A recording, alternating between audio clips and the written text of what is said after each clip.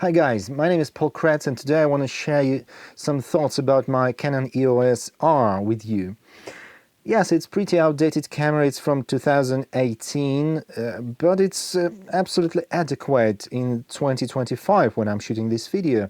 And I guess it's a super camera actually for the money. It's great value for money till this day. If you're on a tight budget, it's a very great option and it delivers fantastic results. And I absolutely love this camera, but that's a different topic. And if you like to know why I particularly love this camera, please leave a comment down below, subscribe to the channel and press like button. But today I want to share with you some negative moments about the usage of this camera, which I hate truly, and sometimes it drives me really crazy dealing with this stuff. Now I've been with this camera for a year and a half only.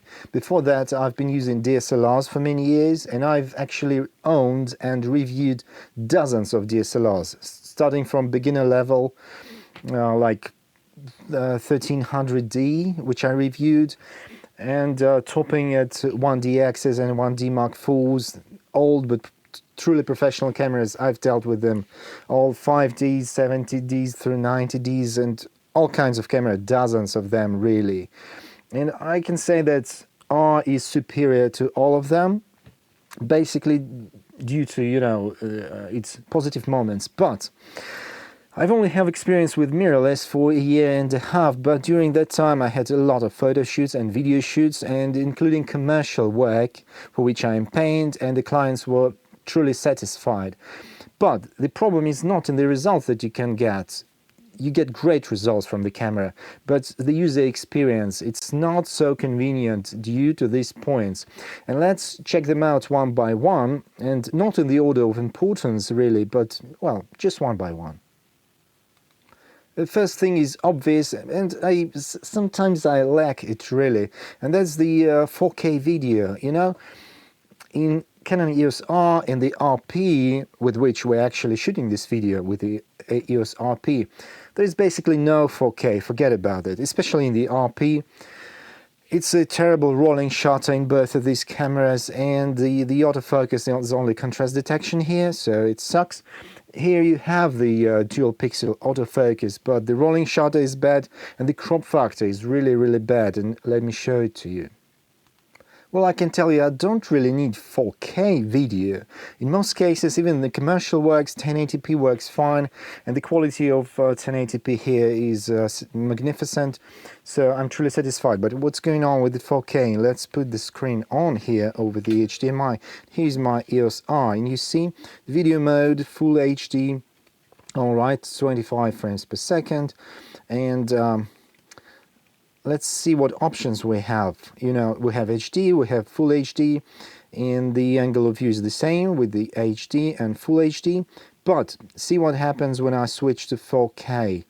It's a significant crop. You see, the picture is zoomed in. And not only it's zoomed in, but see if I pan or move, it's a terrible rolling shutter, like the jello effect. You see, like this. Yeah, so you cannot shoot any significant action with this. And switching back to Full HD, it's totally fine. The angle of view is normal and no rolling shutter, and it works fine. So despite the fact that I don't really much need 4K, sometimes I would like to have it, but it basically doesn't exist in the EOS R, and I wish it was there, but it was fixed. Most of these disadvantages of which I'm talking today are actually fixed in newer cameras like R8, R6, R6 Mark II, R5 and all the others, and even in the crop sensor cameras. Most of these disadvantages are fixed, but not in the EOS R and EOS RPs. But it's understandable because those two, they were the first mirrorless full-frame cameras from Canon, and EOS R was the very first of them. So it's alright considering all the other advantages of this piece. Now, besides that, there's another point, and let's bring up the camera again. First, it was the very first camera, so it doesn't have IBIS, the in-body image stabilization, so you must have stabilizers in your lenses, and if you don't, then you have electronic image stabilization, and it works fine. Let me show it to you. There is no stab here, But if I go here and turn this on, you see it crops about 10% of the picture, but it makes it really, really stable. You see, I'm holding it with single hand. It's really, really stable. The stabilization actually works. If I turn this off, you see it shakes. It's really shaking. And the first mode, 10%, works perfectly fine. The second mode cuts 30% of the picture, and it's trying to fix it all the time. So even with a slight movement, you see it's stabilized, but it's kind of like jerky and smudged. So I wouldn't recommend this, but the first one works perfectly fine, right? But what happens when I start recording the actual video? See, I'm pressing the button and the recording started, and then what's with the menu? What can I handle?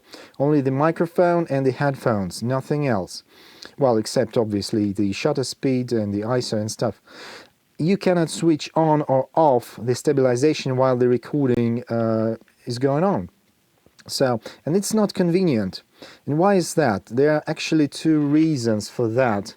Well, first, I'm often vlogging, just like street vlogging, classic type, and I like to switch from stationary shooting to moving. So when the camera is on a tripod, I'm talking to the camera, then I grab it and start working and continue talking. I like this. Or vice versa. I can walk talking, then put the camera on tripod or anything that's around me and continue my narration. So, and in this case, that would be really, really useful to just with one press of a button or one tap on the touch screen to switch on or off the electronic stabilization would be very, very useful, but you cannot do it here. You need always to stop recording, then turn on or off the stabilization, then continue recording back again. That's not convenient, not only in the vlogging, but with the tests, which I do a lot. I test a lot of cameras, a lot of lenses on different bodies and stuff.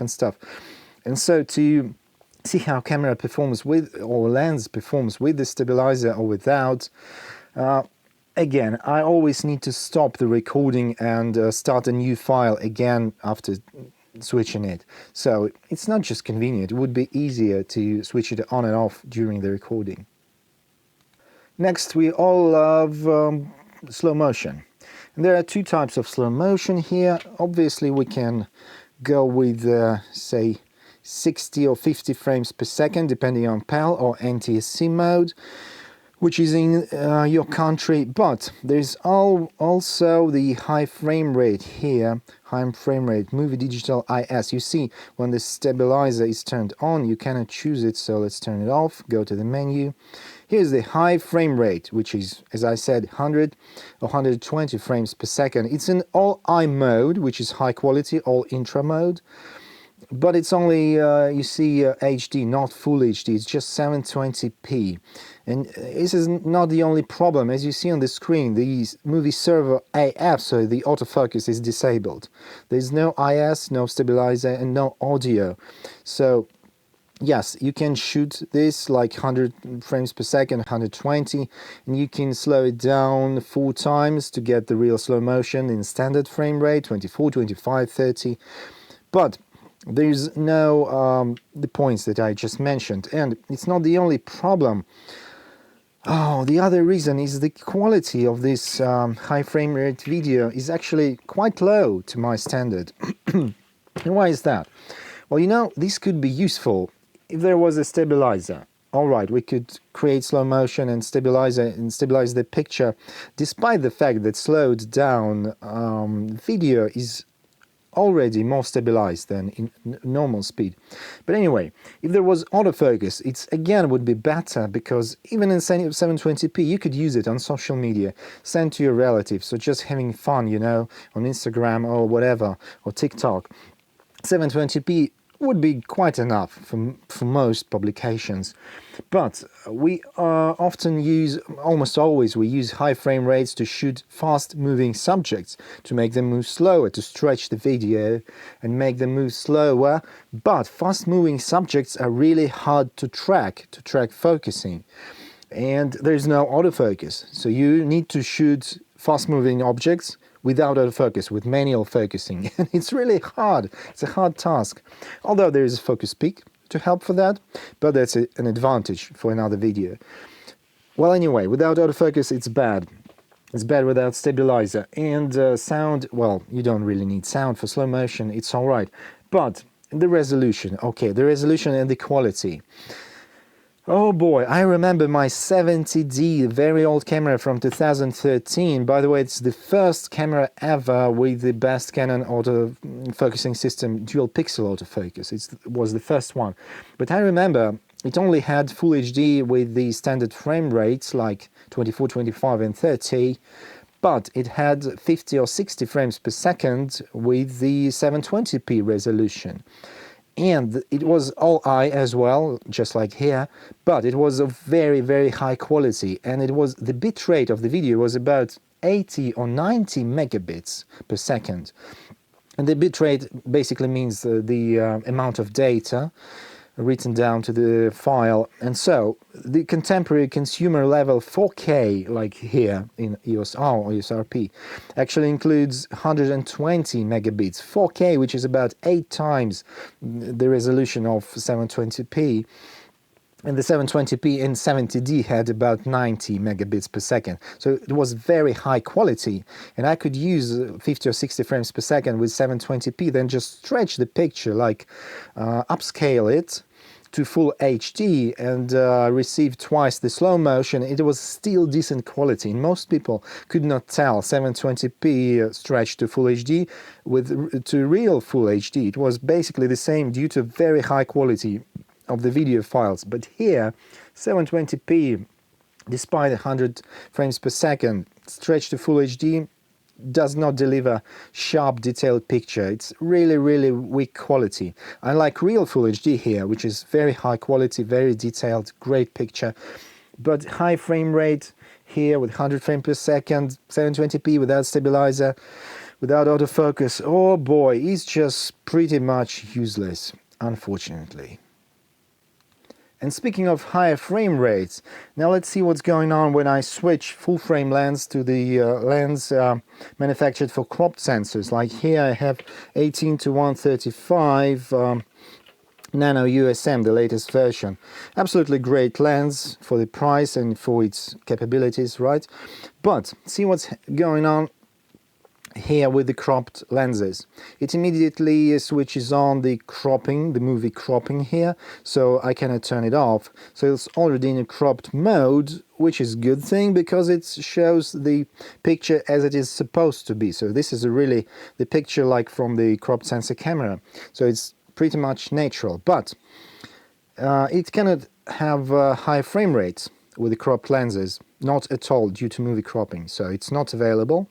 And with the other modes, the good news is that all the modes are available and it shoots full HD, unlike RP, with which I remind you we're shooting with right now.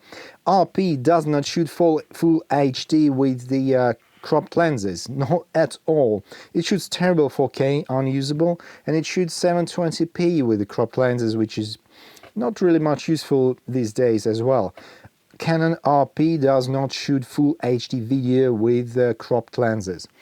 And the EOS R can do that in all modes except for higher frame rates. As you see, it shoots 4K, it shoots standard frame rates, and it shoots HD in high frame rates, but it does not shoot full HD in higher frame rates like 50 or 60 frames per second. And that's really a shame because I love 50 and 60 frames per second for live via image or for twice the slow motion. And I could use different and very interesting sometimes cropped lenses for twice the slow-mo, but not here. Unlike the EOS R6, even the Mark 1, it can do absolutely all modes with the cropped lenses, but this everything except you see what, and that's really a shame. I'd love it to have it. Now turning back to full-frame lenses and switching to electronic shutter. Yes, this camera has electronic shutter, unlike the RP, which has it in fully automatic mode. Here in EOS R, the electronic shutter is fully capable of anything, but it has terrible rolling shutter. and banding effect in artificial light, but I can cope with that. So actually with the electronic shutter, it's called silent shutter here, and I'll show it to you in a second. You cannot shoot actually fast moving subjects because they're gonna be distorted, and you cannot move your camera erratically because it's gonna again distort the image. But it's not the problem. All right, I got used to it, and considering I never previously had silent shutter, fully silent shutter in DSLRs, it's just impossible. I use it here quite often with where there's not much motion in the frame. But the pain in the ass is switching to that.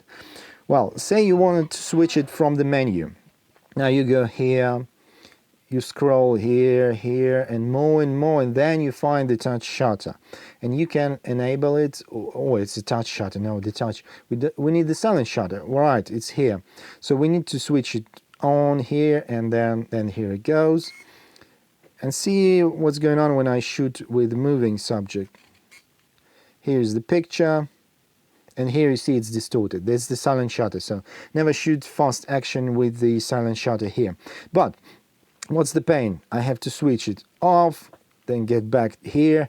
It would be much easier if the switching to silent shutter was somewhere here in a quick menu, or with the push of a button on the body of the camera, but it's not.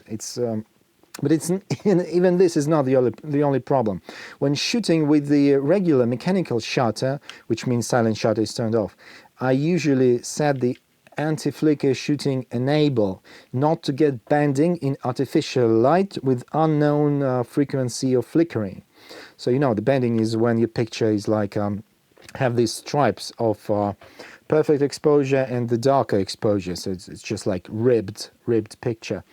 And that's called banding in artificial light. So now, if I want to switch from mechanical shutter with anti-flickering, I cannot simply turn the silent shutter on because the anti-flicker is enabled. So I have to go to disable the anti-flicker and then switch on the silent shutter and then shoot, and then do all the same back again here to mechanical shutter with anti-flicker shooting. That's how it works. It's pain in the ass, and it sometimes really disturbs me when I'm shooting outside where there's no flickering, you know, in the daylight or in the sunlight. Then I go back to the room with artificial light, or in the evening, in the night, when there is still some dawn light, or some dusk light or dawn light, and there is still artificial nighttime, you know, lighting in the street or something like that. So it's a mixed lighting, and you never know. Sometimes you switch quickly from silent shutter to mechanical, because it may require that. If there is a show, there's a concert, there's performance. If there's the moments, the quiet moments when the speaker is delivering some speech, you don't want to be, clicking with mechanical shutter. You want to be silent but still shooting. But then when there is, say, music or singing or whatever, you can turn on the mechanical shutter. No one will hear it. Well, anyway, you really sometimes need to switch quickly, and of course for that what you can do, what I've done, is bring us to the quick menu here, my favorite menu. So this is here in my favorite menu, so I can easily go here to the green menu. By the way, you can turn off all these sections completely. You can there is an option to leave only this green menu. That would be even easier, but still you have to switch two positions, one here and one here. And that's truly sucks. So not only the silent shutter has terrible rolling shutter and is not capable of shooting a really fast action, but it's really pain in the ass to switch it on and off. I would like it to be right on the screen with the touch screen, or just with the push of the buttons with some of the the customizable buttons. That would be so much more useful. And speaking of electronic shutter, there's one mode lacking which I would really use, and especially where there's not much action, so you can use silent shutter, but you would like to shoot switch the drive to serial shooting, so the continuous shooting, not only single frame, but few frames in a row. And there are actually three modes in RP and in EOS R. But with the silent shutter, only 2 of them are available, and the one most useful is not available, and that drives me crazy. All right, let's turn this on, let's switch, enable the silent shutter, and see. Here's the single frame, right? You focus, you shoot one picture. But if you want to go continuous, you can only go with the high speed continuous, which is speed shooting priority. And we've already discussed, you cannot shoot fast moving subjects with the silent shutter. They're going to be mostly distorted. But there is another option here. You see it's grayed out, and let's turn it off. And now it's available with a mechanical shutter which is low speed continuous tracking priority. So the camera only takes pictures when it really thinks it's in focus, like this. You see? I'm holding the button, but the camera actually sets the shooting speed itself. Well, of course, there is a maximum of about 5 frames per second, but it will delay the shutter release when the subject is not in focus, and it will wait until it is. So it's very, very useful function if you don't need to shoot the most action. It's really, really useful. And consider this. The silent shutter has terrible rolling shutter, so you cannot shoot fast action, but you can shoot slow action, and it's great autofocus. So if you could only use this mode, this tracking priority mode with the silent shutter, that would be really, really reasonable, because you're not going to be shooting fast moving subjects. You'll have time for the camera to focus. So there will be no problem with the rolling shutter, because there is not much action in the frame, and still the low continuous shooting to allow camera to focus on the subject, which is not moving so fast. So you get an idea, right? It's logic. Logic, man. It's very logical to have.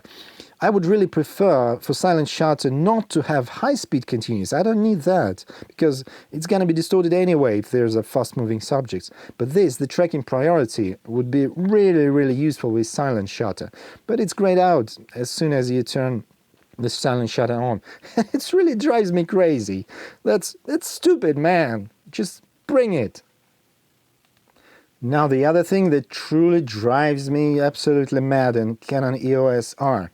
And to demonstrate you that, first I'll show it to you in 850D, which is T8i. It's a beginner level DSLR. By the way, it's the absolutely latest DSLR ever released by Canon. And I've recently reviewed that. It's a nice little beginner level camera, but still, all the DSLRs that I previously had used to be like this. So I'm switching to live view. Obviously there's no electronic viewfinder here, but here's the live view, right? And I'm here's my info, and I'm in aperture priority mode, and there's my info. I can switch different types of infos. But what's happening if I'm trying to shoot with the empty screen? Just to compose better, you know, to see everything and not be distracted by all these figures. I turn the screen with the info button here, and the screen is empty, but then I suddenly want to switch some of my settings. Say I'm in aperture priority and I want to set the aperture to different setting. See, I'm dialing it in and I see it on the screen. Then I can press the button and shoot, and then the information disappears, right? Comfortable. Then bring it back, which I quite often do in my shootings. If it's a group portrait, I wanted to shut the aperture down for everyone to be in focus. When it's a single portrait, I wanted to open the aperture to get a shallow depth of field and cleaner pictures and stuff. So when I'm dialing in, I'll see just the figures right on the screen. And each and every DSLR that I owned previously worked like that. But now see what's going on in the Canon EOS R. A way higher grade camera than these T8i. It's more expensive, it's mirrorless, it's full frame. Well, T8i is just cropped sensor, so it's better in almost every other aspect. But see what's going on. I'm pressing the info button to get rid of all the information here. Yes, I can shoot. The information appears when I'm focusing and shooting, but when I'm trying to dial in, say, the same aperture thing with this top dial, nothing's going on. I cannot see shit. Now I'm dialing in the exposure compensation with the other dial here, with the rear dial. Yes, I see the change in the picture, but I don't see the value. You see? I don't see the figures. I only need to press the shutter button halfway down to get the figures, and then they disappear. So say I'm setting the aperture, but I only see it when I press the button halfway down. You see? Then it disappears. I don't know what aperture I'm in. I can dial it back and forth, can't see shit while I'm dialing in. I see the result here with the exposure compensation, but no figures. I cannot see it now. But I cannot always autofocus and start the exposure metering just to change my settings. And without it, I just cannot see it. And that totally sucks in real life, in real world environment, in real shooting. It totally sucks. So I either have to make it like blindly like this, or just bring these figures here with all the other information, right? Yes, I can have it and I can see it. But without it, well, you saw how it actually works in the DSLRs, and somehow they did not do it here. Totally sucks. Makes me mad. And one more thing which actually spoils my shoots, especially stationary shoots like this, like in my studio, in my apartment, or even somewhere outside, is the electronic level. The electronic level to correct, your horizon or your tilting or whatever. It's a very useful thing, like when you want horizon to be straight and even. And it is working, it is present, obviously, in this camera, see. But there are two things. First, you see I'm showing you actual camera, not over the HDMI, but the actual camera.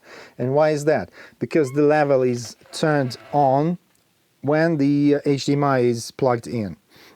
You cannot see the level when you're plugged in over HDMI. So it totally sucks when I'm live streaming, when I'm shooting like this. And I'm actually shooting over the HDMI right straight into my computer right now, not to SD card, right to the computer. It's just easier, it's more controlled, and I can see the picture here on my big screen. But as soon as I plug in the HDMI, there is no electronic level on the screen whatsoever. And it sucks. Canon, why you do this? Just let us have level at any times.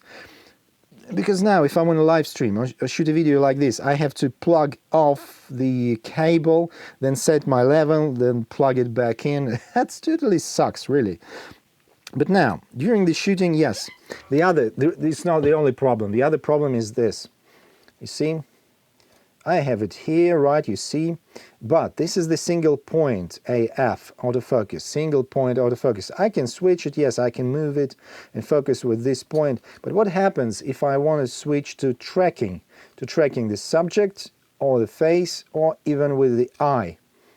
You see, I'm tracking my eye and my face, sorry for the reflecting light. But where's the level? Boy, where is the level? It is absent. No level in tracking mode. And that sucks so much, because when you are shooting portraits like this and you want to track your subject, and it perfectly tracks the subject and eyes and face and any other subject of your choice, but you cannot level it out. There is no level in tracking mode here. Oh boy, and that completely sucks, and it is so inconvenient during shooting, say, people or other moving subjects when you need your horizon, but you still need to track. It sucks in RP and it sucks in R, but I know it's been fixed in cameras like R8 and probably in R6 Mark II and the others. Now Canon actually allows electronic level during tracking the subjects, but not in the EOS R, and I'm really sad about it. Now another thing, not as big as previous, this is probably a minor thing, but still, there has always been, at least in higher level cameras, either a lever or a button for locking some of the functions on the camera. And the EOS R actually has the lock button over here, and you can choose what to lock with this button. It's in the this like yellow menu, and let's see where this is. Where's the lock? Come on, I lost it. Here it is, multifunction lock. Yes, so you press the button and you can lock the following functions: main dial, rear dial, which is called quick control dial, touch screen, multifunction bar, or the control ring on the lens. The RF lenses have additional ring, you can lock it as well. But what you cannot lock here over the menu is the D-pad, which is actually right over here, this 4-ways multi-controller here. You cannot lock it, and I know in some other cameras, including DSLRs, you could lock that, and that is very, very useful. You see, I've locked manual function bar, and I always lock touch control when I'm actually shooting, because I don't want to accidentally change my settings here on the screen during the photo shoot. But I also would like really to lock the 4-way multi-controller. Why? Because it is really, really easier to bump into these buttons, this 4-way multi-controller during the photo shoot, especially in cold environment when you are using gloves or mittens. You see, this part of a thumb, the lower part, or the palm or the thumb, you can, when you grab the camera, especially in the mittens or the gloves, you can easily, you know, push these buttons and switch some settings or move your focusing point accidentally. And you cannot lock it, and you need to be very, very careful about that, especially that I'm living in the environment where it is really rather cool or cold outside for about half a year, and you need to wear the gloves. You need to shoot with the gloves outside, but you cannot lock these 4-way multi-controller, and it really, really sucks, and you need to be really, really extra careful. I wish Canon allowed us to lock multifunction buttons, oh boy, multi-controller as well. Well, everything else is fine, blocking touchscreen, blocking other functions, but not multi-controller. Sucks as well. And the last significant thing about EOS R that I don't like and it disturbs me, and it really spoils sometimes my operation of the camera. And I thought it was my fault, but I never knew there is such fix to this problem until I purchased this RP camera. And when I purchased this, I realized that the camera turns the camera turns the auto power off when you plug the HDMI cable in with the clean HDMI. So it may sound hard, but let me show it to you. So you see, now we are with the clean HDMI option here on EOS RP, and when I go to the menu here like this, you see let me turn the other camera off for a second. Here's the menu of the RP, and when I'm here and I go to power saving, which I put to my favorite menu, the auto power off is disabled. Right? So the camera is always on over HDMI when it is clean HDMI. Now I can go to menu again and switch the HDMI somewhere here to HDMI with the info. So it's going to look like this, right? You see all the settings and what's going on the screen. But now when I go to the power setting right here, there's disable. So the camera will automatically power off with the after the time that you set here, right? But with the clean HDMI, which you always prefer while shooting the video or holding the live streams, like here, right? The power will never turn itself off automatically. But with the Canon EOS R, you see I'm in a video mode and I'm in a clean HDMI mode here. But let's go to the power saving and we'll see the auto power off is available. So it's in my case it's always in 1 minute during my real photo shoots, and I'm not using the camera. I wanted to turn it off completely by itself, not to waste the battery. But with this EOS R, sometimes I come from photo shoots and I put it on a tripod, I stream with it, or I shoot videos with that, and I leave this as it was. So I plugged the HDMI cable and it works, but then I start recording or I start doing something and the camera turns off in 1 minute. Oh boy, I just hate it. I have to go to the menu here and disable this, then it's gonna work forever. But guess what? Say I stopped shooting the video or holding the live stream, I turned the camera off, it's alright, then I go to my photo shoot, I walk around, I shoot something or whatever, and I forget about my camera because I know it's gonna turn off automatically in 1 minute. But then I come home or to my studio and I see the battery is completely dead in the end of the day. And why is that? And that is because I forgot that after live streaming or after shooting, after using the HDMI, the clean HDMI when it was disabled, I need to go back and turn the auto power off back on again, right? Not to waste the battery.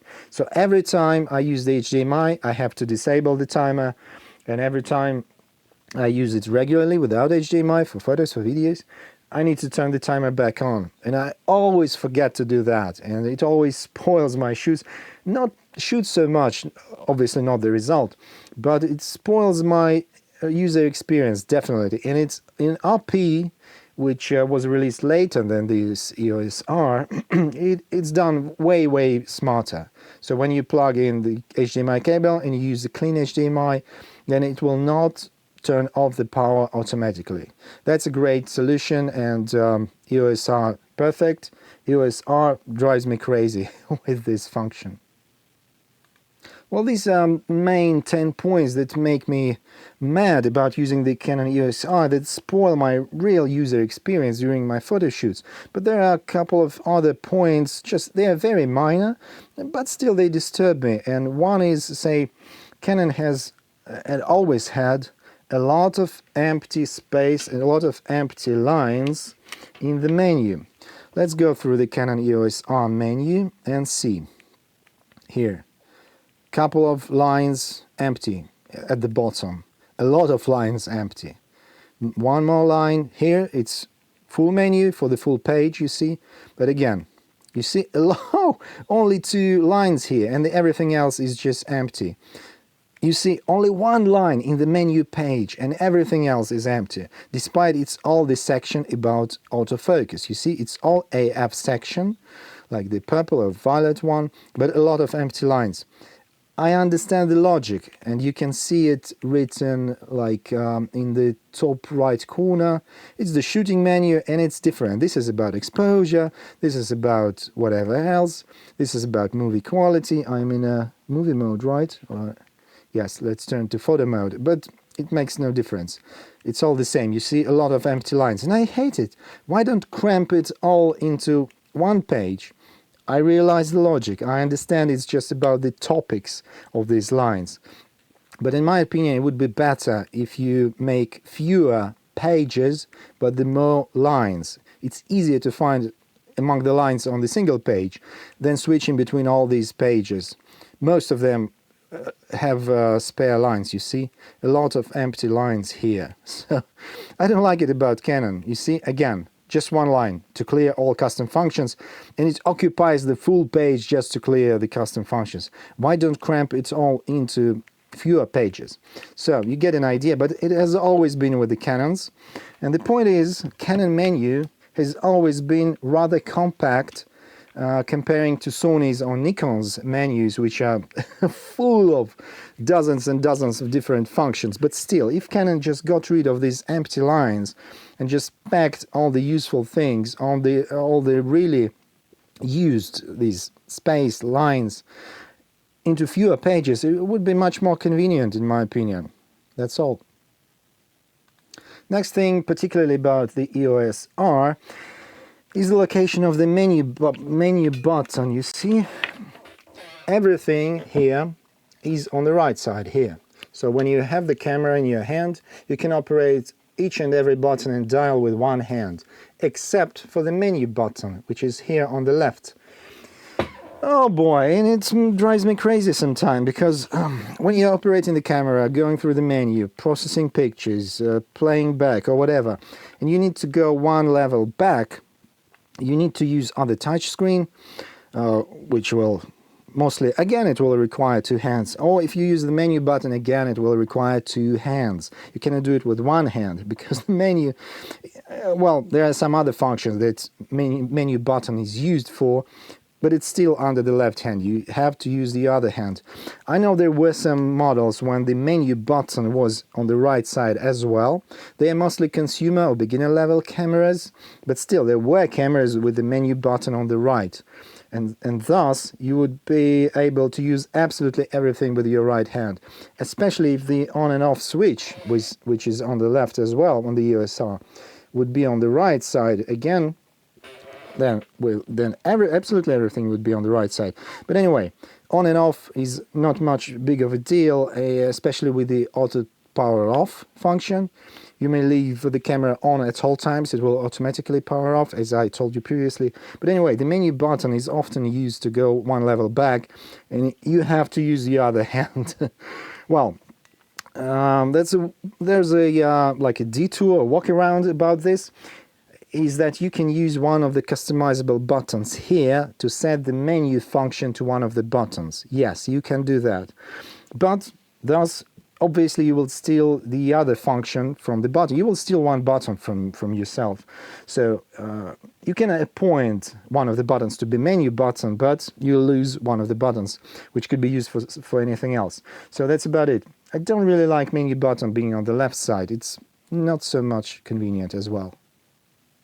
One more minor thing, which could be really important for those seriously involved into social media, like Instagram, TikToking, or any other social nets, is that you cannot process your RAW files in body with the Wi-Fi turned on and connected to other device. It may sound strange, why would you need that? But well, obviously you can process your RAW files right in camera, and I personally often do that, really. Some say you just bring your files to Lightroom or whatever else, other editor of your choice, but I really find myself often using the RAW processing right in the camera. It's rather useful, and it delivers the beautiful JPEGs, the Canon JPEGs, which I really, really like. I don't often like JPEGs coming out from Lightroom. There's some magic, some beauty of the quality from Canon's JPEGs. It's a different topic, but such as it is, you cannot process RAW files and have them sent over Wi-Fi to a connected tablet or smartphone or whatever. You have to process files, save them, then turn on and connect the Wi-Fi. Then if you need to process other images, you need to turn off the Wi-Fi or disconnect the device, then process and again and again and again. It would be much more easier if you could process the files and immediately send them over Wi-Fi to the device of your choice, not switching Wi-Fi on and off all the time. So I just find it out accidentally, and it's maybe important for someone, but there is such peculiarity. And the last thing is not positive, not negative. It's kind of controversial. I just wanna blather about it, and that is the not the build quality but the ergonomics. Well, what about it? The ergonomics of the EOS R is very, very strangely mixed, because if you see on the back panel, actually, this back panel is, I would say it was taken from SL1, which is 100D, with these 4-ways multi-controller and other buttons layout. It really, really reminds me of 100D SL1 from 2013, as far as I remember. So it's beginner level camera ergonomics on the back side. But if you see for the top plate here, it turned out to be so successful. And let me remind you that this camera was the first mirrorless DSLR, first mirrorless full-frame camera by Canon. But it was the first panel of this kind, and it turned out so successful that they brought this to professional level Canon cameras. So absolutely the same panel, or with the minor tweaks, is in the EOS R5, R5 Mark II, R3, and even R1. It was mostly taken from EOS R. So it's the top panel in all the meanings. So it's professional grade top panel, and I really like it. It took time to get used to it, but I really like it. I like it much more than the consumer grade top panels like in R7 or R6 or even RP. So it's a mixed bag here. The back side is from the beginner level camera, and the top side is from top level camera. It takes some time to get used to, but it's Pretty nice, but rather controversial ergonomics overall. Well, anyway, I really love EOS R camera, despite all these negative things that I've talked about it today. And if you want to see why I really love this camera and what are real advantages of this piece of equipment, just leave a comment down below, press like and subscribe to the channel. And my name is Paul Kretz, and then I'll see you in the next video. Or maybe not. It's up to you. Click. Oh, I'm sorry, I forgot the very last minor point, is that this multifunction weird new and unique bar. It's only in the EOS R, nowhere else. And I tried to use it, I tried to appoint different functions to it, and I tried to make it work. I really tried, but I couldn't, and I'll try again, and if I succeed, I'll tell it to you in the next videos. But I, like many other photographers, I ended up with turning it off completely. So sorry Canon. At first glance it looked to be really useful, but it turned out not to be. So that's about it. Bye bye.